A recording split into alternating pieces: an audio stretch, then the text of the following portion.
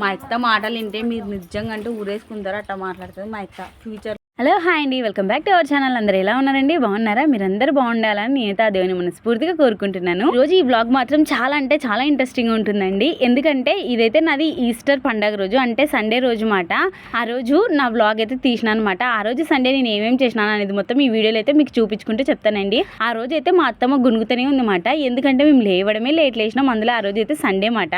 Day అంటేనే మనం late లేస్తాం. అలాంటిది మా ఇంట్లో ఇంతమంది పిల్లలు ఉంటారు, మేమందరం ఈ పని చేసుకుంటేనే అలసిపోతాం అన్నమాట. ఆడవాళ్ళు మేము తక్కువ లేండి, మేము కూడా ముగ్గురం కోడళ్ళం అయితే ఉన్నాం. మాకు ఉన్నది ఒకటే ఒక అత్త, ముద్దుల అత్త ఒకటి, ముగ్గురు ముద్దుల కోడళ్ళం అన్నమాట. మమ్మల్ని తిట్టంది మా అత్తకి ప్రాణం పత్యం కానే కాదు. రోజు లేవడంతో స్టార్ట్ అవుతుంది మా అత్త సుప్రభాతం, మేము పడుకోవడంతో ముగిస్తుంది మా అత్త సుప్రభాతం.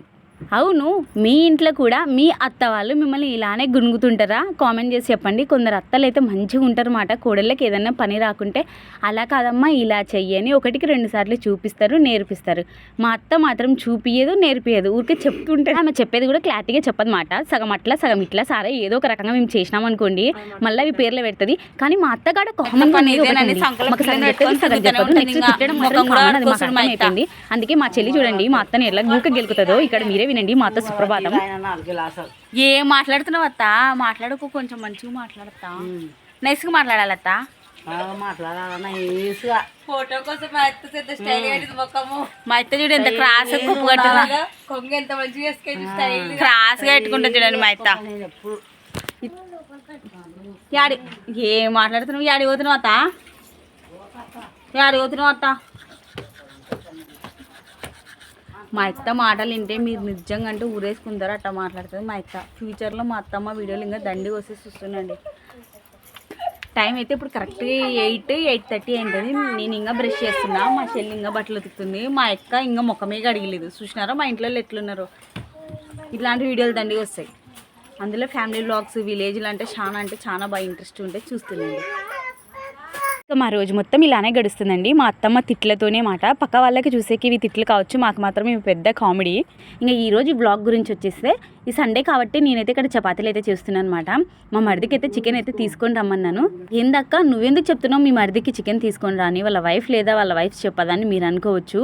నేనైతే అస్సలు చెప్పలేదు మాట. అంటే మా చెల్లె చెప్పింది మా మరిదికి తీసుకొని రా బావా చికెన్ అని. అందుకే మా మరిది మా చెల్లి అడిగిన వెంటనే ప్రేమతో చికెన్ అయితే తీసుకొని వస్తున్నాడు.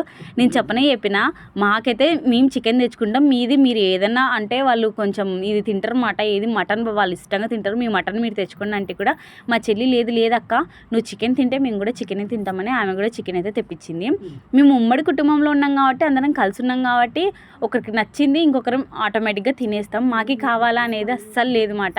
అవును, మీ ఫ్యామిలీలో కూడా ఇలానే ఉంటారా, లేదంటే మీకు నచ్చింది మీరు తెచ్చుకొని తింటారా అనేది కూడా కామెంట్ చేసి చెప్పండి అబ్బా. మన ఛానల్లో అంటే మన ఈ ఛానల్లో ఉమ్మడి కుటుంబానికి సంబంధించిన వ్లాగ్స్ చాలానే వస్తుంటాయి. వీలైతే మన ఛానల్ని సబ్స్క్రైబ్ చేసి ఫాలో కండి. ఇంకా ఈరోజు సండే కాబట్టి మా అత్త మూక గునుగుతుంది, గ్యాస్ వస్తలేదని. అందుకే కష్టపడి కట్టెల పొయ్యి మీదనే చికెన్ చేసినాను, కట్టెల పొయ్యి మీదనే నేనైతే చపాతీలు కూడా చేసినానండి. దగ్గర ఒక 40 చపాతీలు అయితే చేసింటామాట. సరే కానీ మన వీడియో నచ్చితే చిన్న లైక్ చేయండి. ఓకే మరి బాయ్.